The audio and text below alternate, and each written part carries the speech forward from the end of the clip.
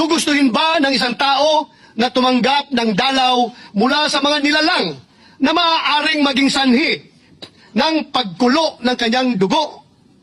Welfare check ba ito o operasyon para mapaikli ang buhay ng dating Pangulo? Kaninong welfare ba ang gusto nila niyong mapabuti?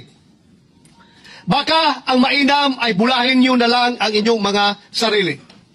Huwag niyo nang sayangin ang buwis ng taong bayan sa inyong kasinungalingan. Huwag niyo nang idamay ang dating Pangulo sa pagpapalapad niyo ng papel.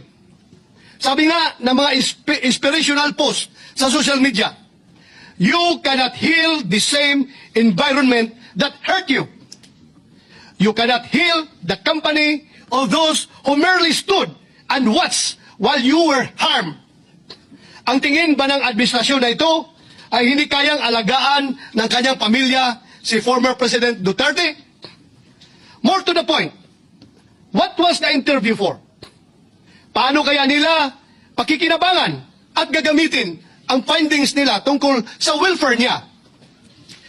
Para saan? Sa pilitan nyo na ngang ipinadampot sa mga dayuhan, pupuntahan nyo pa sa kulungan nang wala man lang abiso sa pamilya. Isn't that adding insult to injury? Can't you, just for a while, cut the old man some slack? Mamahinga naman kayo mula sa pagdaragdag ng sama ng loob kay Tatay Digong. With all due respect to our Philippine Embassy in The Hague, I, along with so many of our fellow Filipinos, asked for answers. Mr. President, ever since this year began, I can no longer count the number of issues that have plagued our country and demanded always our utmost attention. Often our deepest outrage, I believe, I need not enumerate them anymore. And just last week, Mr. President, we began our 100-day countdown to Christmas. Therefore, I would not take it against the ordinary Filipino if they happen to forget what happened on March 11, 2025. But I haven't forgotten.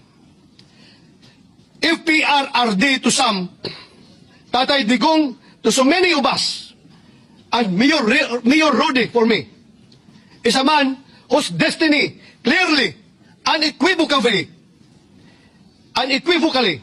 preceded him. Para sa isang mayor na nagdadrive ng taxi upang ikutin ang kanyang syudad at siguraduhing maayos at payapa ito, lalo na sa gabi.